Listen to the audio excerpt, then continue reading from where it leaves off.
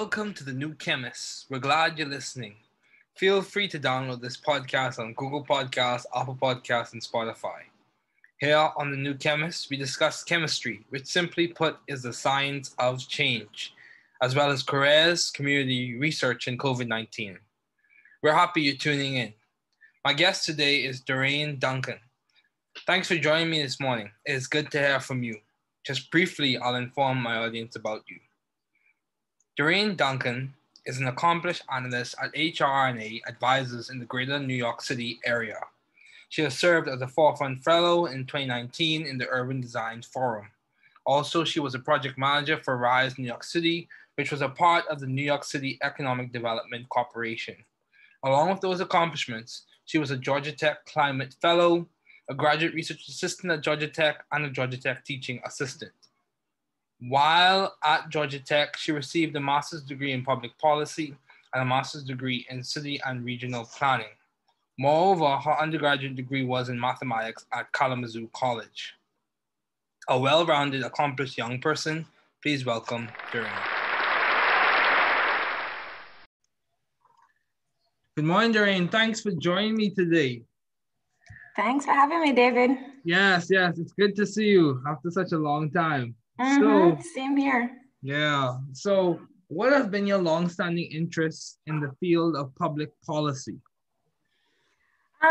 So for a very long time, I've been, interested in sustainability and resilience. And I think while I was in Jamaica in high school, I didn't have the language. I didn't know that was what I was interested in. But I think, having grown up in a small island, I think you become very aware of, natural disasters of all kinds. So whether it's hurricanes or floods or droughts or whatever it may be, from a very young age, I'm used to seeing those things. And I think I became very interested in the ways that, these natural disasters impacted people and the way that people kind of responded to those things.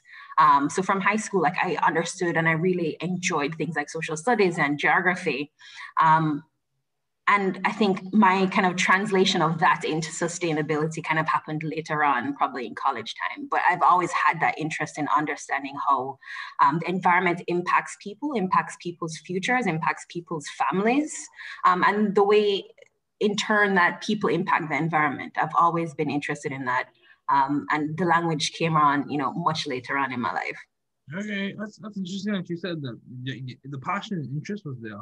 But for you, the way you articulated it or expressed it or fleshed it out, it came later on. So along the lines of that question, just before we transition to more, would you say it's essential or critical for Caribbean students to study sustainability or be aware of sustainability? Would you say that would be beneficial in the curriculum or?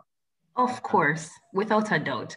I mean, I think island populations, we are at the mercy of so many environmental forces on a regular basis. The lack of water, electricity, all of these things that, by and large, you don't think about if they are provided for you on a regular basis. In island context, we know that we have to think about these things. You have to be concerned about water. If you have a very active hurricane season, that the prices of food is going to be more expensive in the next coming months. And that's what's happening right now in Jamaica, regardless of, not regardless, but also the impact of how the environment affects you is very much dependent on your income, your access to power, and kind of social mobility. So I think given the fact that, Caribbean islands, by and large, their income inequality is like a big issue in these countries. The way the environment affects people on a daily basis is extraordinarily different. If you go uptown, nothing really phases you. If a hurricane happens, your house is secure, that your water supply is secure, that you're going to have electricity to do your homework or do work. But for everybody else, that you have to plan for these things. So I'm staying at my father-in-law's house right now, and there is, several extra buckets and bottles of water in the bathroom. Why? In case water goes away, you can wash your hands, you can flush the toilet, So you have to be planning ahead for all of these things. And I was happy that we had, geography and a couple science classes focused on the environment. But as you said, I do think we can we need to improve the education, the environmental education that we're giving to people in the Caribbean, and have it be more focused on, the ways that climate change are impacting our future, impacting the population. Yeah, that's good because, even me, they have a fellowship program, another fellowship program at Indiana University, which is where I study, and they're talking about climate fellows. So that's something I'm probably going to look into. Yeah. Yeah. So how do you maintain view of the bigger picture in your career and in your life in general? When you face obstacles, challenges, Dorraine, I would say you have been very accomplished thus far. So how do you maintain view of the bigger picture? I think this is a very hard question for me to answer because I think on a regular basis, I'm a very big picture thinker. So it's like very easy for me to think and like daydream about, alternative futures for the Caribbean, alternative futures for Jamaica, solutions to different environmental problems or social problems, right? But what is much harder for me is to break that vision down into actual actionable steps and step forward to that. I think that's much more difficult for me. And I think, this year especially, and probably towards the end of 2020, trying to be intentional about writing down these big picture visions. I have these big goals, writing them down on a paper, because I feel like the act of writing down something that you have in your mind kind of forces you to think about something that is concrete, because it's concrete on paper now. You have to be thinking actionable steps to get to that point. And it's hard. It's very hard because I feel like I think about a vision that's achievable maybe 25 years from now. So the immediate things, what I can do right now, is not very apparent.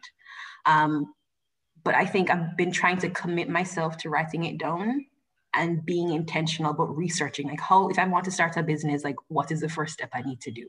I'm going on YouTube and finding people who are doing similar visions and understanding their trajectory and the steps that they've taken to get from point A to, point Z. Wow. Yeah, that's good. That's good because, one of the things I have to keep in mind sometimes, even with me, it's a challenge because you have these goals for yourself, whether it be personal, professional, academic, whatever the goals may be. You have to keep in mind, I have to keep in mind that the decisions that you make today to impact those goals later on. You have to be quite cognizant of the decisions that you're making. Yeah, I agree.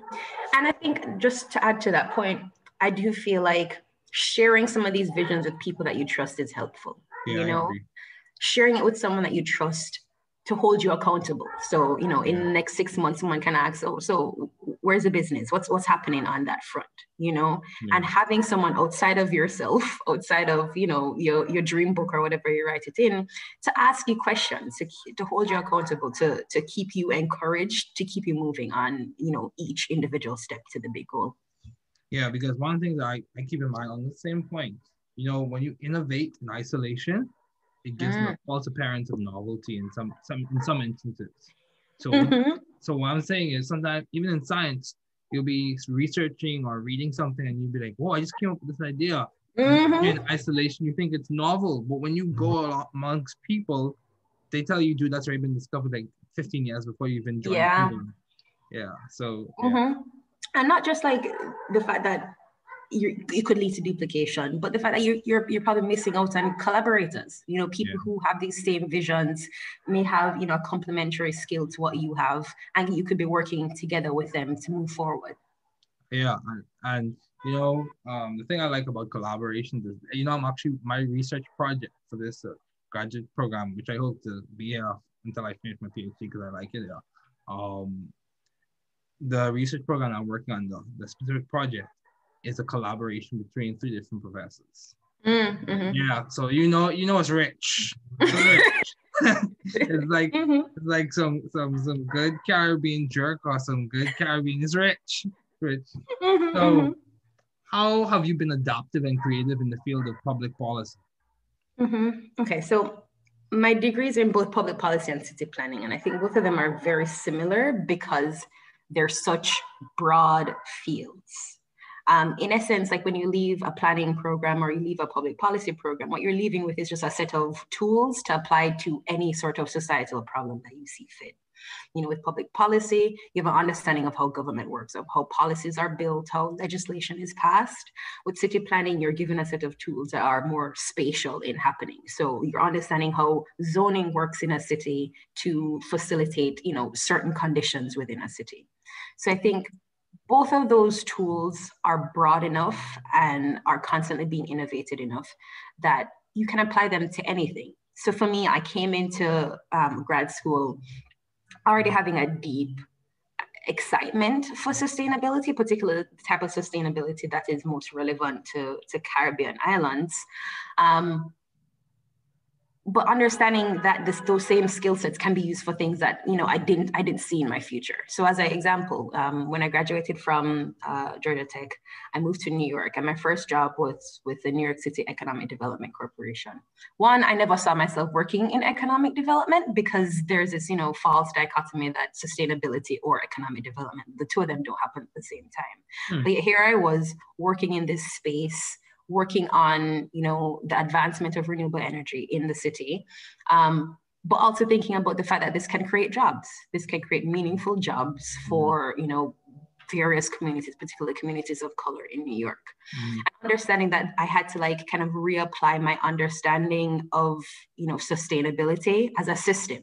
Of course, renewable energy is one part that I'm interested in and also kind of have experience in, but understanding that the training of people to work in this industry is as important as the technologies themselves. Understanding that, the workforce development side of it is as important as the technology itself. And I think planning and policy are helpful in having you approach problems as systems.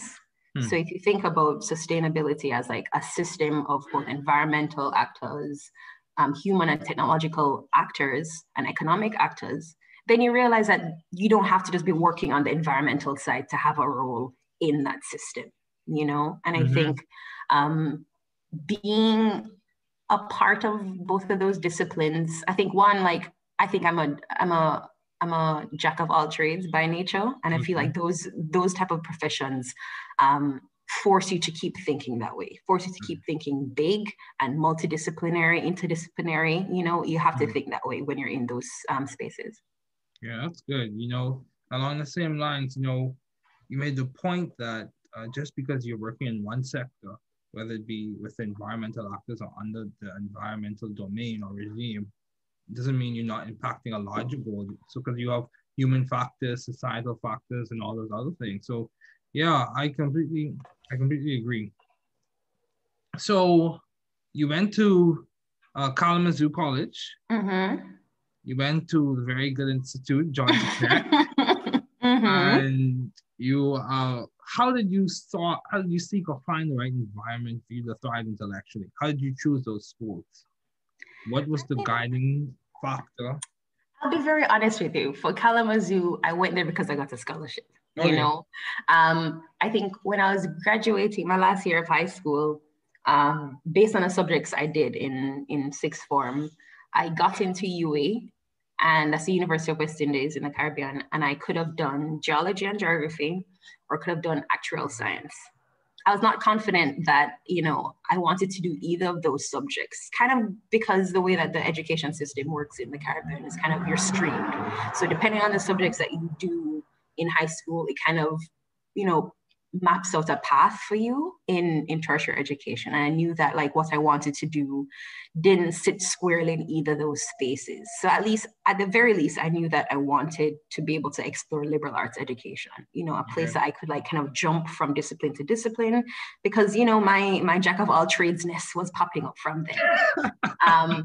So I told my parents that I want to go overseas and, get this type of education. In sixth form, I applied to a bunch of colleges. I didn't get any scholarships. And I was like, all right, my parents can't afford to pay an entire tuition. So I stayed. I basically took a gap year, and I worked during that year and reapplied. So the second time I applied, I got into Kalamazoo, and I got a pretty good scholarship. Never heard of Kalamazoo, never seen snow, don't know where Kalamazoo is, but I'm like, I'm going because the scholarship is there. And I feel like that is a testament to kind of what happens with Caribbean people. You're from a small place, but you see an opportunity and, you're going to take the opportunity kind of regardless of where it comes. So I ended up at Kalamazoo College. There were 10 other Jamaicans in my year who were obviously thinking, the same exact way I was thinking, that this opportunity popped up, we're going to go. And I think the liberal arts education was extremely helpful for me at that stage in my life. I needed to kind of get a feel of multiple different things because I'm interested in lots of different things. And it's allowed me to do that. And another aspect of the liberal arts education, at least at my school, that I cherished was the fact that it had study abroad. It paid for me to go and study abroad. And I was able to kind of explore sustainable development a lot more in Southeast Asia. It's a context that is actually very similar to the type of development trajectory that happens in the Caribbean. And then, having had that experience, I was a lot more precise with what I wanted to do in grad school. And I think I also was able to kind of get the network to help me get to grad school, because no one in my family had been to college, no one in my family had been to grad school. But I had resources at Kalamazoo to help me figure out that process, help me figure out the fact that, when you're applying for grad schools and you're starting getting offers, you can negotiate. You can ask for more money. You can, ask for more funding. Yeah, I know. Like this was news to me. So I applied before. Some of this is news to me. David, you should have talked to me before. But when I got into, probably 4 or 5 different schools, and, all of them are giving me some amount of funding, but not sufficient. And I was just like, I emailed them. I'm like, I'm from this, I'm from a third world country. I need extra support. Like, I'm really interested in your program, yada, yada, yada. Can you do more for me? And they did more for me, and Georgia Tech gave me a full ride. Are you serious? I am dead serious. Gave me a full ride. I was like, all right, I'm going to Georgia Tech. I didn't know where Georgia Tech was, but at least I knew at the very least it was in a bigger city than Kalamazoo was. And I was excited for that, to go to a school that's in a city that I can practice, public policy and city planning in a city that has the type of diversity that I'm interested in, experiencing while I'm there for, X amount of years. Wow. So yeah, I think kind of the schools you go to matter less than kind of what you're trying to get out of those schools. I feel like it's kind of corny people say, but education is kind of, your experience is what you make it. Because I could have gone to lots of other different schools, and I feel like I could have, having the knowledge and the base that I had and the network of people to give me that knowledge, I could have made, I probably would have been in the same or similar place as I am right now. So yeah. Yeah, that's good, Dorraine. That's good. I feel like I should take a page on that book. Well, yeah, I mean, everything is a negotiation, like, and I do think that is one of the difficult parts. And you're coming from, context or families that don't have significant experience, doing grad school or doing college. No one telling you this stuff. But, I had like a white friend in school who all of their parents or grandparents, aunts and uncles went to grad school. So they know the system, and picking up those pieces of information and sharing it within our circles of, immigrant communities, people of color. Like, it's very important that you're sharing that information. Yeah, that's true. That's true. Along those same lines, you made the point that you just studied abroad in Southeast Asia. Was it in Singapore? No, it was in Thailand. Thailand, okay. Because I know Singapore is really big on that development and stuff like that. So what stood out in Thailand? What? Repeat the question? What stood out in Thailand? I mean, so much. So the program there was on sustainable development within the context of, a country that's rapidly developing. And I think for me, for people who go, coming from the Caribbean or wherever and are going to schools in the, the West, so in America or Europe or whatever, the way that they teach policy, the way that they teach city planning, lots of these kind of governance-based subjects, it feels very different than the reality to exist in your home countries. The level of informality that exists in Jamaica, the level of kind of like banduloism and corruption, like all of these different issues that are just like present and rampant within our countries, they kind of just don't talk about that. So we're talking about city planning, and we're not talking about people who are living in informal settlements. We're not talking about informal vendors. That's just not a part of the conversation. And I think for me, that study abroad program was the first time that we're able to like accurately capture the realities that exist, the economic and the social realities that exist in developing countries. So once I got there, it felt like Jamaica. It felt very familiar to Jamaica in every aspect of it. And there's also a big part of it that was talking about tourism, which of course, both of our islands are extremely dependent on. Yeah. So like having those conversations and thinking about how do you create an economy that is not exploitative of the environment, but actually kind of regenerate the environment was just super exciting, because everything just felt so relevant to me. We're talking about the tourism sector, we're talking about the fishing economy, all these different aspects of it, food, agriculture, like all of it felt the most relevant to me and my experience in Jamaica. And I think by and large is probably like the most influential part in like shaping what I've done academically and professionally. Wow. Yeah. So that's good. So how do you maintain a balanced life given all your responsibilities and accomplishments? How are you maintaining or trying to maintain a balanced life? I don't know, David, and I don't know if I'm doing a great job at it, to be honest. Yeah, I know what you mean. Like you, I feel like I'm someone who likes to be involved. Yeah. I like my extracurriculars, Oh yeah. Whether I'm in school or like, graduated from school, I'm like, which club can I join? Like I feel like that sort of that community that we're creating by joining these clubs, by joining this like professional society or whatever it is, like, of course, there's a networking professional aspect to it, but there's also like a community aspect to it that I value a lot. So at Georgia Tech, jumping and finding Caribsa was so exciting. Like meeting you in the math center or wherever we would meet, and you're like, oh, there's a Caribbean society, like was an extremely exciting point for me. And I feel like every place I go, I'm constantly looking for a community. So whether it's a community of people who are from my region of the world or of people who are in my, kind of professional field, that community gives me energy. And I feel like it's a space that, I feel like I can share my experiences and be given advice, be given kind of support from people who know exactly what I'm talking about. So in New York, I've been lucky to also find that community. Yeah. I'm a part of the American Planning Association. The New York chapter has a group called DivCom, Diversity Committee. And it's a group of people of color who are all city planners and policy people, focus on the same sort of things like urban development of different kinds. So you have people who do sustainable planning, you have people who do, affordable housing, you have people who do transportation planning, and it's all people of color. So there are a couple of Jamaicans in there, there are people who have all these different experiences. And I think for me, it's been such a rewarding group to be a part of, because the amount of advice and information I've been able to get from those people and just like moral support has like kept me energized in New York, which is like a very competitive place to be, uprooting yourself from Atlanta, moving to New York to try and find a job is like a very difficult process for anyone. And that group has been super helpful in all aspects of that. So that's one part of like, maintaining a personal balance. And I think also just like trying to find,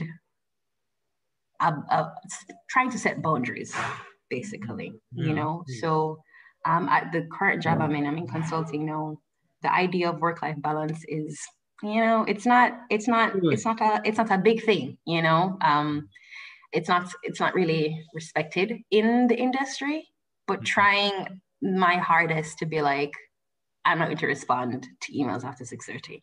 I am not going to, check my messages until work actually starts at 9:30. Like I just actually had someone send me an email. It's not 9:30. I'm not going to respond to it until 9:30.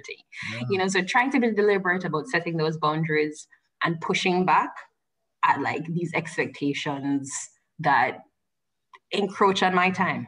Like it's not always successful, but I'm definitely trying to be intentional and keep up those boundaries. Yeah, that's good. That's good. Setting boundaries, relying on community. That's good. I would say having a good community is important, especially when it comes to sharing your experiences, sharing your stories, and also having a community that understands where you're coming from. So it's not just you are Mm-hmm. the outlier, and you have to try and Yep. explain everything to them all the time. Mm-hmm. Yeah, For so that's sure. good. For sure. Yeah, so what would you say has been the cause or the driving factor for your success to this point? Yes. What would you say has complemented your success to My success. Well, I mean, I appreciate you thinking that. I don't know. I have to acknowledge that like I come from a very privileged family in Jamaica. Right. I've had parents who could afford to send me to a very good prep school, which then put me in a position to go to a very good high school. So all of these things, I realized that like may have changed my complete trajectory in life had I not been afforded those resources. So obviously I'm very thankful for my parents who set me up, to be able to take advantage of all these resources and wealth of knowledge in the spaces that I've been able to occupy. But in terms of like my own kind of drive, I do think, as I said, like I'm a very big picture thinker. And I feel like I always have in the back of my head or the front of my head, like, a vision of the future I want for Jamaica, the future that I want to help build for Jamaica. And for me, going back home has always been like the ultimate goal, returning home and like having a business idea or setting up some organization that's doing this type of work, sustainability minded work, has always like driven me. So the choices I've made professionally or academically, it's like, is this going to help set me up for what I want to do in Jamaica? Yes, then I'll take it. No, then maybe this is not for me. So I think having that end goal of what you kind of want your future to look like is helpful in helping you choose what opportunities to take, because not every opportunity is for you and not every opportunity you need to say yes to. But yeah, I think just having that kind of clear vision of what I want my 2030 to look like, my 2035 to look like. Yeah, because time is like money, so you have to spend it wisely. You have to value how you invest in your time, and not every good opportunity is something for you to take. Yep, That's the for thing sure. I've had to remind myself of, because in these academic institutions, a lot of good opportunities pop up. Yep. But if you try and take all of them, you'll spend too much time on every single one. That the thing you came here for, you might not be able to. Yeah, and you spread yourself thin at that point too. Yeah. I do find that happening to me sometimes. That like I'm so excited about lots of different things, like opportunities pop up, and I'm just like, dang, like I probably shouldn't have said yes to this because I have no time to do it well. Yeah, that's true. That is true. Yeah, you have to have a vision. So, why did you choose mathematics as a field to major in? Not to disappoint you, but okay, let me not say it was just because of my parents. So I did math in sixth form in high school in Jamaica, and I like it a lot. But if you ask me, like, did I like math because I liked it or because I was good at it at the time? Maybe I would have said the latter. Like, I think I liked being, good at math. I liked being kind of like in competition with other people, like being in extra lessons class for math and being like, I'm the one girl competing with all the guys who are really good at math. I think I enjoyed that. And then I got into college and I was like, my first year, I was like, okay, all right, I'm still decent at it. I'm not great at it anymore, but like I'm decent at it. And then by the time I got to my third year, I was like, this is not relevant to me, in all honesty. Like it just felt so abstract from the kind of the visions that I had for myself at that point. Because I'd already done study abroad. Like I understood like sustainability, sustainable development is something I'm interested in. And I didn't see a place for math anymore. But it was too late to change my major. So I continued with it, graduated with it, and then I had the minor in environmental studies. And you know, I would like make jokes with people like, I regret doing math. By the time I got to like applying for grad school, I was surprised at how many like programs were like, we appreciate the fact that you have done math in undergrad. You know, the fact that you have proven mastery of some extent of this technical subject means that you're bringing like a analytical nature to public policy and to city planning, which like in themselves, like you wouldn't expect, but they do have an analytical component, you know. In public policy, one of the most difficult classes I was doing was statistics, but I had that kind of edge up having done math in undergrad, you know. So by and large, I don't regret doing math or having that ability to like kind of switch to an analytical mindset. I think it has served me well in both fields as I am in now. Wow, that's good. Yeah, past experiences do give you a framework for you to progress and interpret what you're going through. So, as we conclude, do you have any advice to those wanting to pursue the field you are currently working in? Yeah, I mean,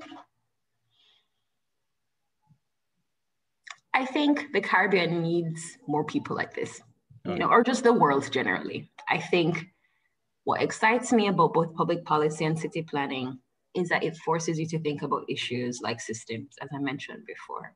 And I feel like once you start viewing the environment as a system of different actors, of different institutions, of different, you know, pieces of infrastructure, then I feel like the kind of false boundaries and silos that we have in the government, in the society, kind of start coming down. So like me as a city planner who's interested in climate change, I know that like I need to understand manufacturing. I know that I need to have relationships with people who could be potentially building, you know, solar panels or offshore wind turbines or whatever it is. So like the kind of fake idea that like I need to be in this space and only occupy spaces that say environment, you know, those walls start crumbling. And I feel that's extremely important, especially for nations that are developing, that you understand, you know, the food system is extremely interdisciplinary. And if you're able to capture the fact that all of these issues that we face work as systems and you need to be intervening on multiple aspects, then I don't think, you know, we're going to have like a development that is being able to be sustained, really, you know. So I think regardless of what career you end up, the mindset of thinking of problems in systems is extremely valuable for not just the Caribbean, but just generally everywhere. You know, I think that's helped me. Build relationships, you know, relationships with people who do transportation, relationships with people who do housing. And I think it's also been beneficial for me because like I'm not intimidated by going into a field that like I'm not familiar with, you know, doing projects that are food related, doing projects that are workforce related. You know, I'm not intimidated by that because I understand the way that systems work. Well, that's good. That's very good. So what is some of the most beneficial advice you have received?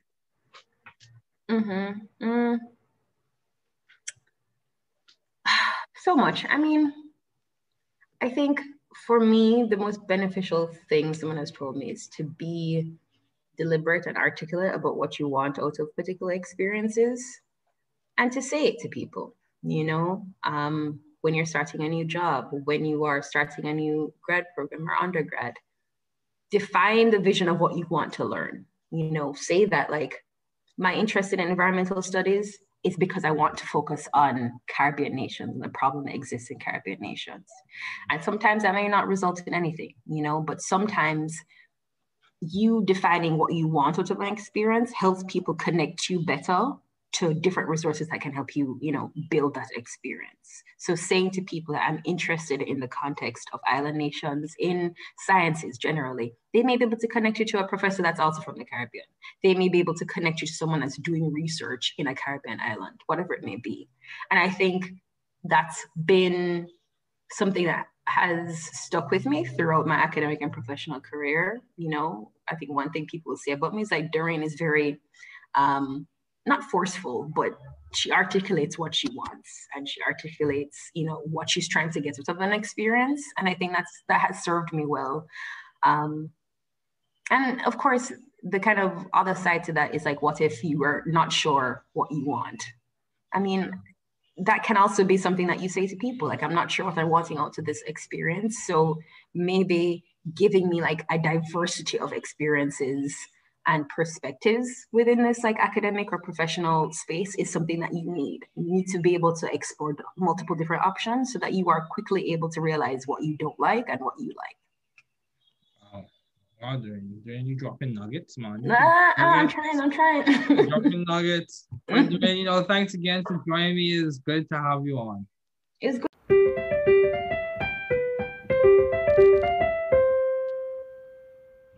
Thanks for listening.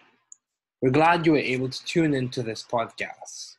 Once again, this is the New Chemist, where we discuss chemistry, which simply put is the science of change, as well as the other sciences, careers, community, research, and COVID-19. Thanks again for listening. Note, the views on this podcast represent those of my guests and I.